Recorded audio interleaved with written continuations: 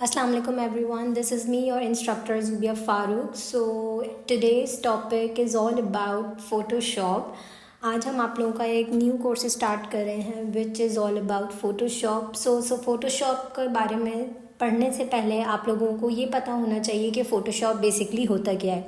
सो Photoshop एक graphics software है जिसमें हम अपनी फ़ोटोज़ को एडिट कर सकते हैं, पोस्टर्स बना सकते हैं, बैनर्स बना सकते हैं, ब्रोशर्स बना सकते हैं, किसी भी किस्म की डिज़ाइनिंग कर सकते हैं और प्रिंट मेकिंग कर सकते हैं. Mainly the main important function of Photoshop जो कि हर स्टूडेंट को पता होना चाहिए काम करने से पहले, वो ये कि फ़ोटोशॉप एक रास्टर बेस्ड सॉफ्टवेयर है. अच्छा, रास्टर बेस्ड सॉफ्टवेयर का क्या मतलब होता है? आपको इस पिक्चर में क्लियरली विजिबल होगा कि एक तरफ जो है वो वेक्टर बेस्ड इमेज है और एक तरफ जो है वो रास्टर बेस्ड इमेज है. दोनों का डिफरेंस ये है कि फ़ोटोशॉप जो है वो एक रास्टर बेस्ड इमेज है. इसका मतलब है कि वो जो भी काम करेगा वो पिक्सल्स में करेगा. जैसे कि आप यहाँ पे एक डॉग की पिक्चर देख रहे हैं, उस पे उसकी जो क्लैरिटी है वो पिक्सल्स में शो हो रही है. क्यों? क्योंकि रास्टर बेस्ड सॉफ्टवेयर पे आप वर्किंग कर रहे हो.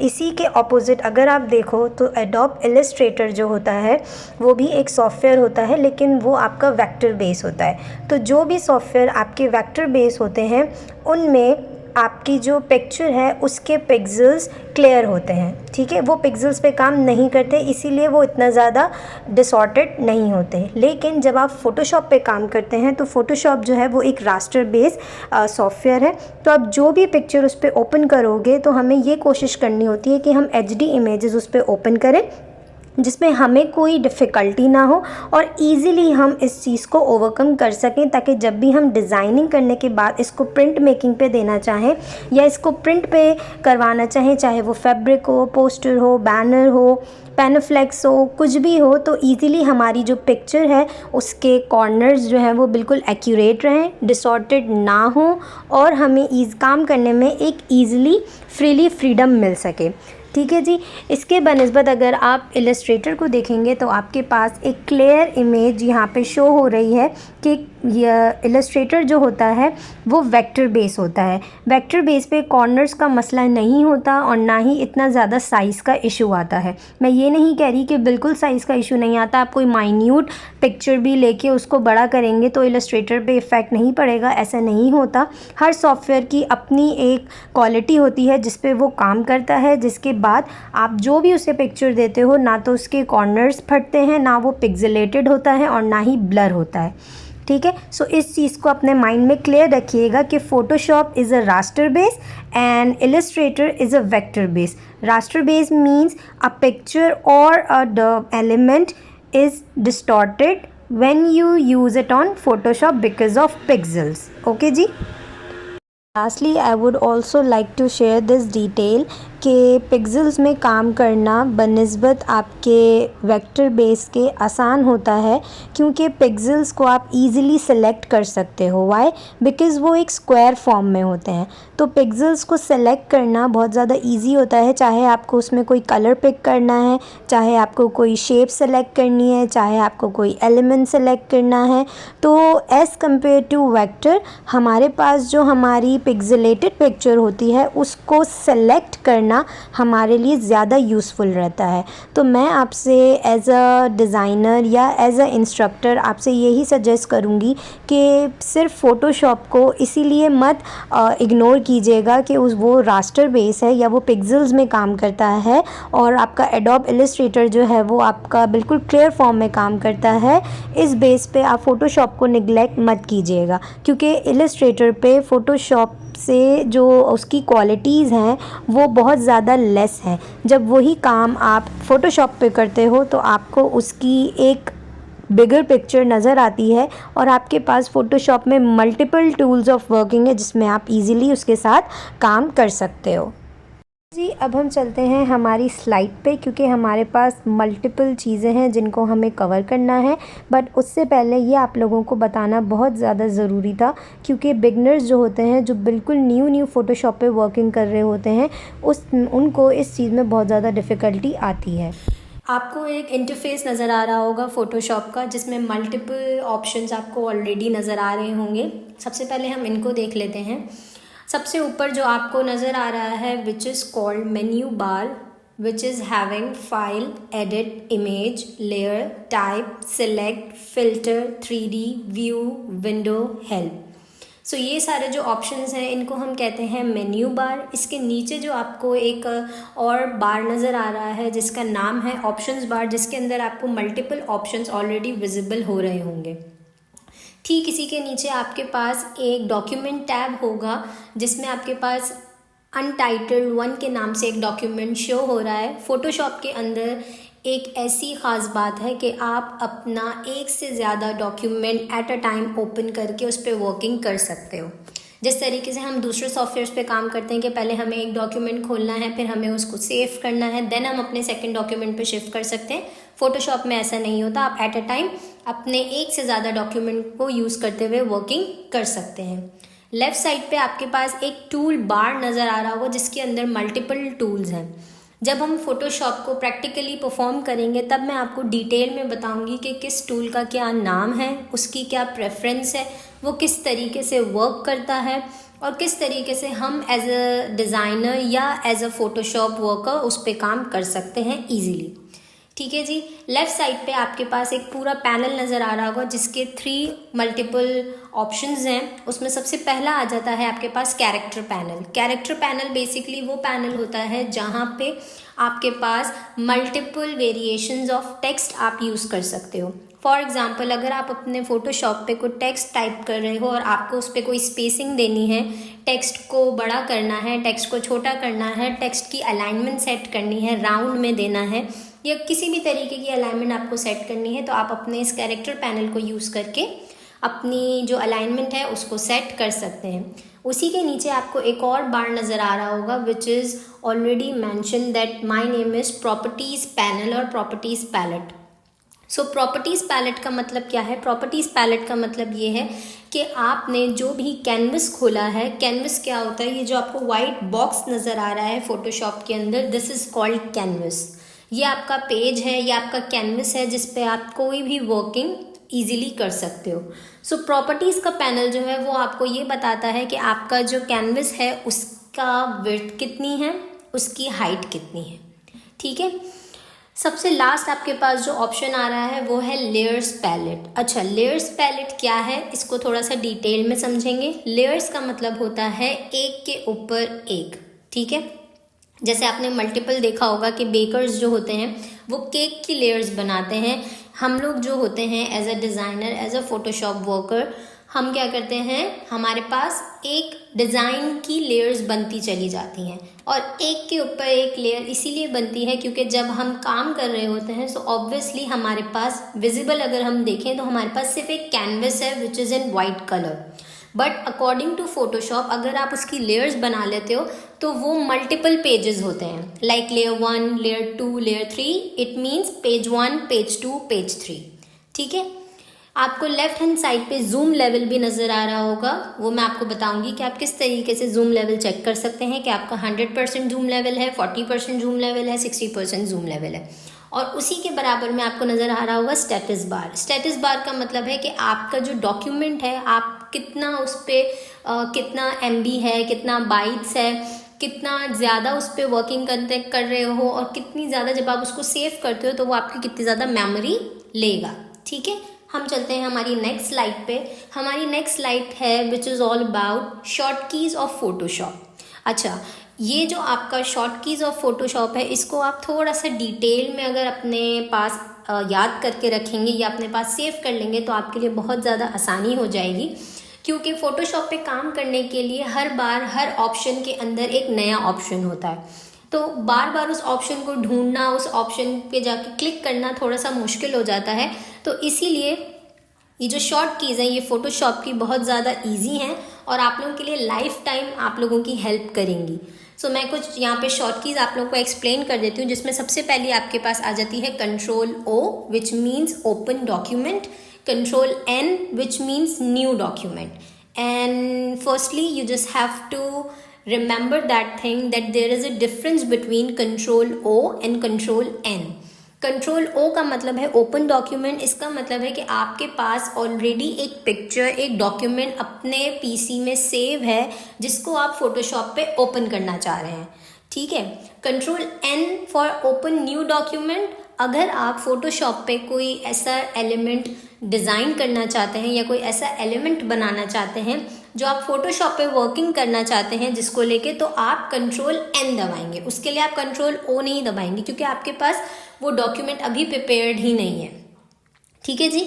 सिमिलरली अगर आप अपने कोई भी एलिमेंट को कट करना चाहते हैं उसके सरफेस से, सो आप सिंपली कंट्रोल एक्स प्रेस करेंगे। If you want to copy something press control J, for paste control V, for merge control ई।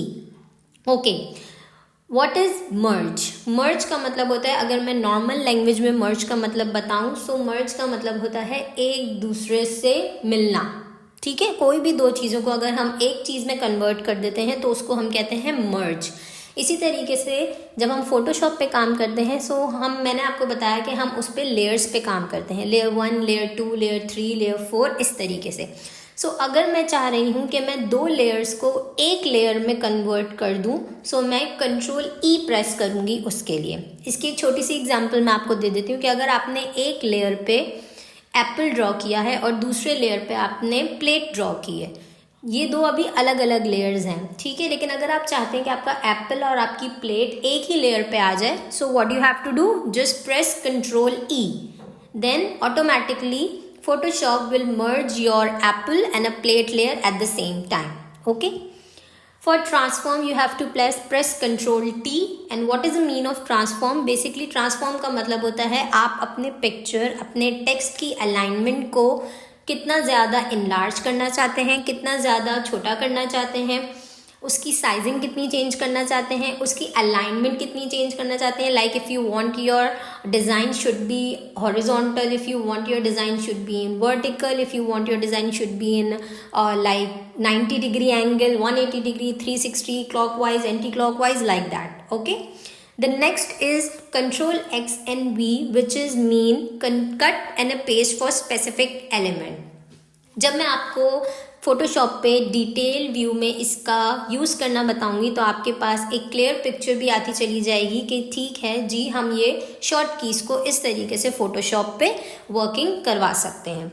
इसके बाद जो आपके पास आता है वो है control L, which means level. ठीक है, कि आप किस तरीके से अपनी पिक्चर का लेवल सेट कर सकते हो, उसकी किस तरीके से आप ब्राइटनेस कर सकते हो, किस तरीके से आप उसकी डार्कनेस लेवल पे कर सकते हो। नेक्स्ट आपके पास आ जाता है control plus shift plus I, which is image inverse. Okay, image inverse क्या होती है? इमेज इनवर्स का एक प्रॉपर हम क्लास लेंगे जिसमें मैं आपको बताऊंगी कि व्हाट डज दैट मीन, क्योंकि अगर मैं अभी आपको इसको वर्बली समझाने की कोशिश करूंगी सो मे बी पॉसिबल बहुत सारे स्टूडेंट्स ऐसे हैं जो बहुत बिगनर हैं, जिनको फोटोशॉप के बारे में बिल्कुल भी आइडिया नहीं है। सो इस चीज़ को वो अच्छे तरीके से नहीं समझ पाएंगे। सो बेहतर ये है कि अभी मैं सिर्फ शॉर्ट कीज़ को जितना ज़्यादा हो सके उतना एलैबोरेट करूं, बाकी जब हम इसकी आगे वर्किंग करेंगे, हम जब डॉक्यूमेंट्स बनाएंगे, हम जब मज़ीद इसके अंदर वो प्रैक्टिकली परफॉर्म करेंगे, तब मैं आप लोगों को बताऊँगी कि शॉर्ट कीज़ किस तरीके से आप ईजीली वर्क कर सकते हो।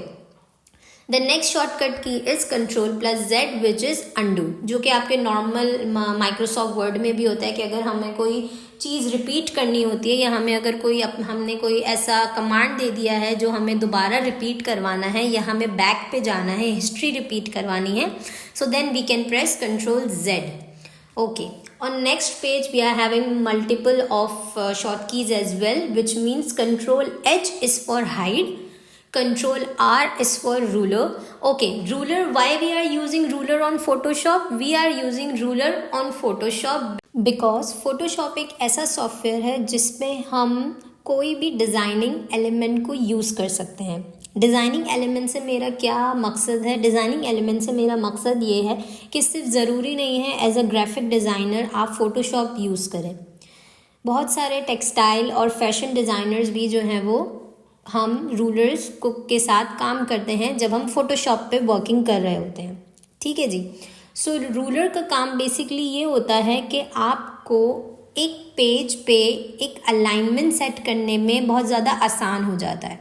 क्योंकि आप इजीली ये देख सकते हो कि कितना उस एलिमेंट की विड्थ है, कितना उस एलिमेंट की हाइट है, और जब वो आपके ब्रोशर पे प्रिंट होके आएगा या आपके बैनर पे प्रिंट होके आएगा या आपके फैब्रिक पे प्रिंट होके आएगा तो उसका क्या एग्जैक्ट साइज़ आपको फैब्रिक पे नज़र आएगा, क्योंकि कैनवस का साइज़ इटसेल्फ फोटोशॉप पे बहुत छोटा होता है।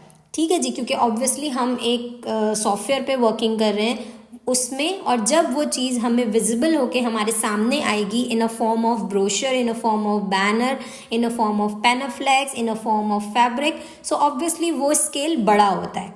सो इसलिए उस स्केल को मेजर करने के लिए और उस स्केल को एप्रोप्रिएट यूज़ करने के लिए फ़ोटोशॉप जो है वो हमारे पास एक रूलर का ऑप्शन भी हमें देता है। The next is F7 which is about layers. Layers मैं आप लोगों को ऑलरेडी बता चुकी हूँ, जब हम इस पे और वर्किंग करेंगे तो आपको एक चीज़ बहुत ज़्यादा क्लियर भी हो जाएगी। Okay, there are some alphabets as well. What is the working of that alphabets? Okay, alphabets का मतलब है, जैसे मैंने आपको इससे पहले जब मैंने आपको इंटरफेस दिखाया था, ये वाला इंटरफेस जिसमें मैंने आपको टूल बार के बारे में बताया था, इस टूल बार में आपके पास बहुत सारे टूल्स आपको ऑलरेडी विजिबल नज़र आ रहे हैं। ठीक है जी, सो इन टूल्स के अपने नाम हैं, इन टूल्स को यूज़ करने के लिए भी हमारे पास शॉर्ट कीज़ हैं। सो उसकी शॉर्ट कीज़ जो हैं वो ये अल्फ़ाबेट्स होते हैं। जैसे हमें अगर मूविंग टूल यूज़ करना है तो हम वी प्रेस करेंगे, for selection tool we press M, for eye dropper tool we press I, for bucket tool we press G, for brush tool we press B, for magic wand tool we press W, for text tool we press T, for pen tool we press P, for eraser tool we press E, for shape tool we press U, for lasso tool we press L। इसके अलावा भी बहुत सारी short keys हैं जो कि अगर मैं इस पूरी PDF फाइल में डाल देती तो थोड़ा सा प्रॉब्लम होता है, क्योंकि कभी ऐसा होता है कि हम फ़ोटोशॉप पे जब वर्किंग कर रहे होते हैं तो हमारा हाथ फ़ौरन शॉर्ट कीज़ पे जाता है और हम उसको फ़ौरन परफॉर्म करते हैं। ठीक है, सो मैं भी आपसे यही कहूँगी कि ये कुछ ऐसी बेसिक शॉर्ट कीज़ हैं जो आप इजीली लर्न कर सकते हो। अगर मैं एट अ टाइम इतनी ज़्यादा शॉर्ट कीज़ आपको बता दूँगी सो वो आपके लिए लर्न करना भी मुश्किल होगा और उसको इम्प्लीमेंट करना भी मुश्किल होगा। सो मेरी आपसे यही रिक्वेस्ट है कि जो भी आपको वीडियो में बताया जाए उसको डिटेल में सुने, वीडियो को स्किप बिल्कुल मत करें। अगर आप वीडियो को स्किप करेंगे तो हो सकता है कि कोई भी इम्पॉर्टेंट पार्ट आपसे स्किप हो जाए। ठीक है, और मेरी पूरी कोशिश ये है कि मैं आपको हर एक चीज़ डिटेल में बताऊं, क्योंकि बहुत सारे स्टूडेंट्स ऐसे हैं जो कि फ़ोटोशॉप सीखना चाहते हैं but due to some reasons वो इस चीज़ को अवेल नहीं कर सकते। और आजकल आप लोगों को पता है सिर्फ फ़ोटोशॉप एक ऐसी चीज़ है, एक ऐसा ग्राफिक सॉफ्टवेयर है जिस पे आप इजीली वर्किंग कर सकते हो। ठीक है, और उस पर आप कोई भी वर्किंग कर सकते हो। सो मैं आपसे यही रिक्वेस्ट करूँगी कि जो भी मैं आपको शॉर्ट कीज़ बताऊँ काइंडली उसे नोट डाउन कर लिया कीजिए। और दूसरी चीज़, जब भी हम प्रैक्टिकल परफॉर्म करेंगे फ़ोटोशॉप का, सो आप लोग मेरे साथ साथ प्रैक्टिकल परफॉर्म करें अपनी वीडियो को स्टॉप कर करके, ताकि आप लोगों को समझ में आए कि मैं किस तरीके से आप लोगों को पढ़ा रही हूँ, और वो चीज़ आप इम्प्लीमेंट करके देखें कि आप लोगों से इम्प्लीमेंट हो रही है या नहीं। और उसके बाद अगर आप लोगों के कुछ क्वेश्चंस हैं, कुछ भी चीज़ें, तो आप वो मुझसे वीडियो में शेयर कर सकते हैं। ओके जी, सो अब हम आ गए हैं हमारे फ़ोटोशॉप की स्क्रीन पे कि बेसिकली फ़ोटोशॉप किस तरह से काम करता है। ठीक है, जब आप अपना फ़ोटोशॉप अपने PC में या अपने लैपटॉप में डाउनलोड करेंगे, सो इस तरीके से जब आप उसको ओपन करेंगे तो आपके पास कुछ इंटरफेस नज़र आ रहा होगा। अब ये इंटरफेस टोटली उस इंटरफेस से डिफरेंट है जो मैंने आपको PDF फाइल में शो किया। वो क्यों डिफरेंट है वो भी मैं आपको बता देती हूँ। अभी आपको यहाँ पे मल्टीपल डॉक्यूमेंट्स नज़र आ रहे होंगे, क्योंकि मैं ऑलरेडी फ़ोटोशॉप पे वर्किंग करती हूँ। सो मेरे जितने भी डॉक्यूमेंट्स होते हैं मैं यहाँ पे उनको सेव कर लेती हूँ, या वो ऑटोमेटिकली फ़ोटोशॉप में मेरे पास सेव हो जाते हैं। आपको यहाँ पे नज़र आ रहा होगा एक रीसेंट का लिखा हुआ है, जिसमें ऑलरेडी मेरे पास बहुत सारे ऑप्शंस और बहुत सारे मेरे डॉक्यूमेंट्स मुझे नज़र आ रहे हैं, ताकि मैं इजीली इन पे अगर मुझे कोई एडिटिंग करनी है या मुझे कोई चेंजिंग करनी है तो मैं इजीली अपना डॉक्यूमेंट यहाँ से ओपन करूँगी and then I will start my editing and everything. But अगर आप बिल्कुल बिगनर हो और आपने अभी रिसेंटली फ़ोटोशॉप डाउनलोड किया है तो आपके पास इस तरीके का इंटरफेस नहीं आएगा। आपके पास ये सारे डॉक्यूमेंट्स शो नहीं होंगे। क्यों? क्योंकि आपने कभी उस पर वर्किंग की ही नहीं, आपके पास ये एरिया ब्लैंक आ रहा होगा। ठीक है, सो ये एरिया जब आपको नज़र आ रहा होगा इस इंटरफेस के बाद, आपको अपने न्यू फाइल, ये जो लेफ़्ट साइड पे आपके पास टॉप पे न्यू फाइल लिखा हुआ है, आपको सिंपली यहाँ पे क्लिक करना है। जैसे ही आप अपने माउस से क्लिक करेंगे तो आपके पास इस तरीके के कुछ डॉक्यूमेंट्स खुल जाएंगे। मे बी पॉसिबल कि आपके पास ये डॉक्यूमेंट्स ना खुलें। क्यों? क्योंकि आपने फ़ोटोशॉप बिल्कुल रिसेंटली डाउनलोड किया है। मेरे पास ये इसीलिए शो हो रहे हैं क्योंकि मैं इन सारे साइज़ पे ऑलरेडी वर्किंग कर चुकी हूँ। जब भी हम कोई ऐसे साइज़ पे वर्क करते हैं जो कि फ़ोटोशॉप के पास अवेलेबल ना हो या हमारा कस्टम डिज़ाइन हो, कस्टम साइज़ हो, सो वो हमारे पास फ़ोटोशॉप में हमारी रीसेंट टैब में खुद ब खुद सेव हो जाता है। लेकिन अगर आप ये देखना चाहते हैं कि फ़ोटोशॉप हमें कौन कौन से साइजेस प्रोवाइड करता है, तो आपके पास ये ऊपर recent, save, photo and print, ये जो प्रिंट वाला ऑप्शन है, आप इस पर जैसे ही क्लिक करेंगे तो आपके पास बहुत सारे साइजेस यहाँ पे नज़र आ रहे होंगे, which is letter, legal, tabloid, A4, A6, A5, A3, B5, B4, B3 and multiple. ठीक है, अगर आप इसमें से कोई साइज़ चूज़ करना चाहते हैं, आप इसमें से भी चूज़ कर सकते हैं। लेकिन अगर आप कोई अपना कस्टम साइज़ क्रिएट करना चाहते हैं तो राइट हैंड साइड पे जहां आपके पास ये प्रीसेट डिटेलिंग्स लिखा हुआ आ रहा है और यहाँ पे आपके पास लिखा हुआ आ रहा है अनटाइटल 1, जहां अनटाइटल 1 लिखा हुआ आ रहा है वहां आप अपने डॉक्यूमेंट का नेम लिख सकते हैं। जैसे मैं यहाँ लिख देती हूँ introduction class. Okay, introduction class मैंने अपने डॉक्यूमेंट का नेम कर दिया and then simply I will press okay और मेरे पास मेरा कैनवस ओपन होके आ गया। ठीक है जी, सो अपना कैनवस ओपन करने के बाद ये वही वाला इंटरफेस है जो मैंने आपको PDF फाइल में दिखाया था, जो कि आप लोगों को क्लियर हो गया होगा। टॉप पे हमारे पास आ जाता है हमारा मेन्यू बार, उसके बाद हमारा ऑप्शन बार, देन हमारा डॉक्यूमेंट टैब, फिर ये लेफ्ट साइड पे हमारे पास टूल्स आ गए एंड देन राइट साइड पे आपको एक लेयर पैनल नज़र आ रहा होगा and that the white area and the white page is called your canvas. Okay, I hope कि यहाँ तक के आप लोगों को चीज़ें क्लियर हुई होंगी।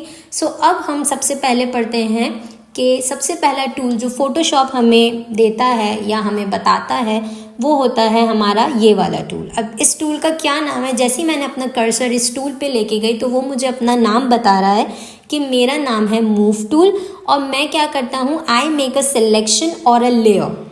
ठीक है, सिलेक्शन और अ लेयर का क्या मतलब है? देखिए, सिलेक्शन का मतलब तो आपको समझ आ रहा होगा कि आप कोई भी चीज़ को सेलेक्ट कर सकते हो by using the moving tool. Okay, आप कोई भी लेयर को भी सेलेक्ट कर सकते हो with the help of move tool. वो कैसे करते हैं हम उसको डिटेल में देख लेते हैं। अच्छा, हमें अगर कोई चीज़ मूव करनी है तो ऑब्वियसली हमारे कैनवस पे ये जो वाइट स्पेस है यहाँ पे कुछ ना कुछ होना ज़रूरी है, जब ही हम उसको प्लेस करेंगे। ठीक है जी, या हम उसको मूव करेंगे या हम उसको सेलेक्ट करेंगे। फोटोशॉप खोलते ही जैसे ही आपके पास कैनवस ओपन होगा, सबसे पहला काम आपको ये करना है, ये जो लेयर पैनल पे आपको लॉक नज़र आ रहा है इसको आपको अनलॉक करना है। अगर आप अपनी लेयर अनलॉक नहीं करेंगे तो आप फोटोशॉप पे किसी भी किस्म की वर्किंग नहीं कर सकते। बहुत सारे टूल्स ऐसे हैं जो आपके वर्क नहीं करेंगे अगर आपकी ये जो लेयर है ये लॉक होगी। सो इस लेयर को अनलॉक करने के लिए हमें क्या करना है, हमारे पास दो ऑप्शंस हैं। आपके ऊपर डिपेंड करता है कि आप कौन सा ऑप्शन अवेल करना चाहते हैं। ठीक है, सो फर्स्ट ऑप्शन हमारे पास है कि आप सिंपली अपने लेयर पे जाइए जिस पे बैकग्राउंड लिखा है, जाके आप सिंपली डबल क्लिक कर दें तो आपके पास इस तरीके से एक टैब ओपन हो जाएगा। आप सिंपली यहाँ पे ओके प्रेस कर दें, सो आपकी लेयर अनलॉक हो जाएगी।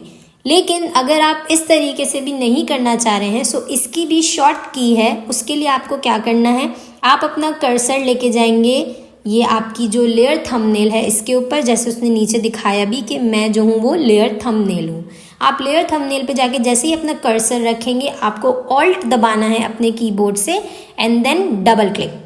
जैसे ही आप डबल क्लिक करेंगे आपने देखा आसानी से मेरी लेयर अनलॉक हो गई और इजीली मेरे पास अब वो स्पेस आ गया जिस पे मैं अपना काम बिना किसी हेजिटेशन के सारे टूल्स के साथ वर्किंग कर सकती हूँ और मुझे कोई प्रॉब्लम भी नहीं होगी।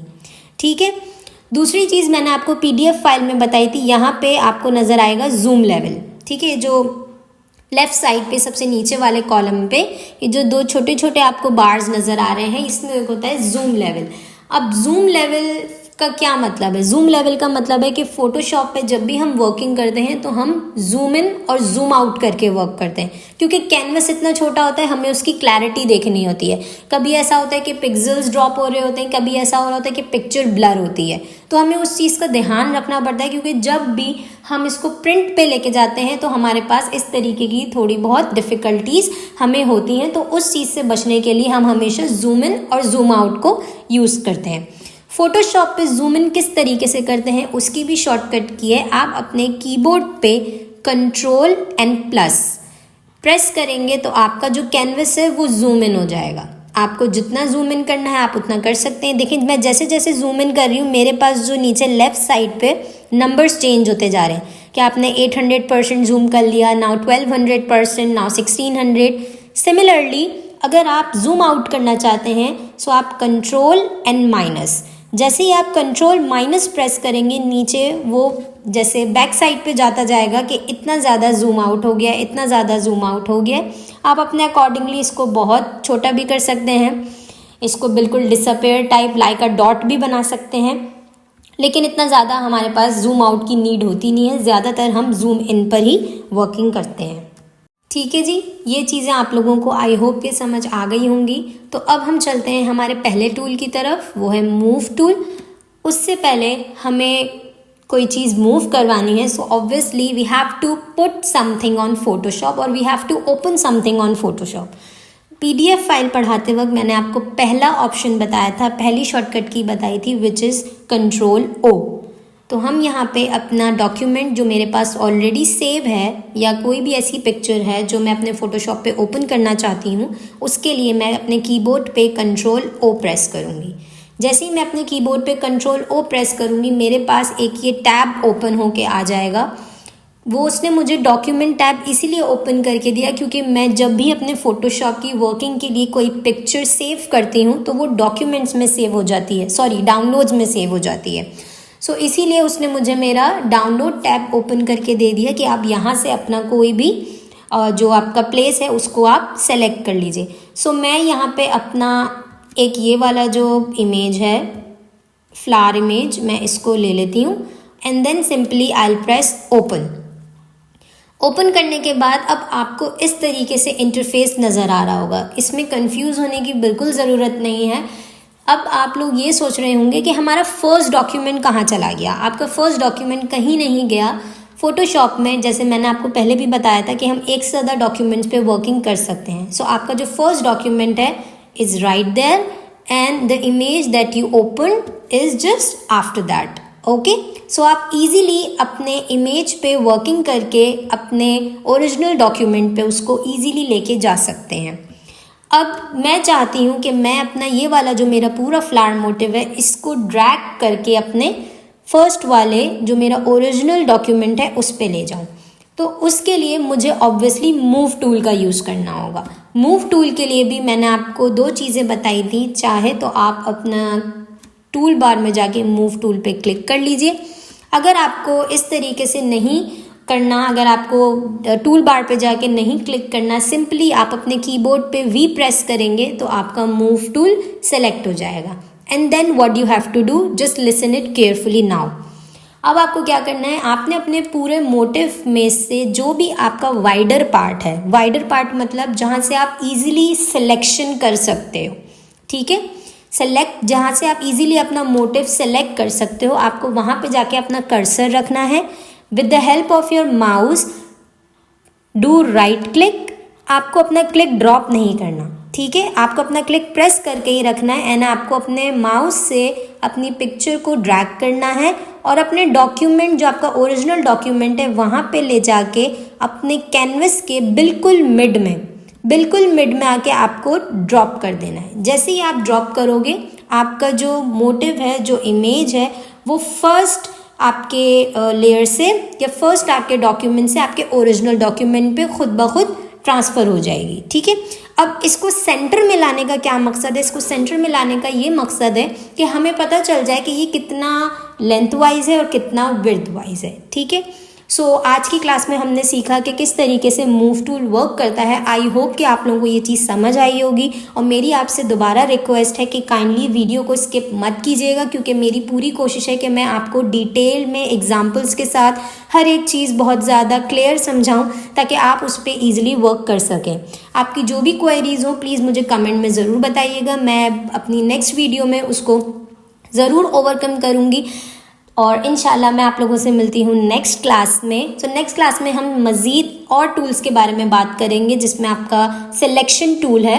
हम उस पर वर्किंग करेंगे और मैं आपको मज़ीद उसकी डिटेल्स शेयर करूँगी। टिल देन, अल्लाह हाफ़िज़।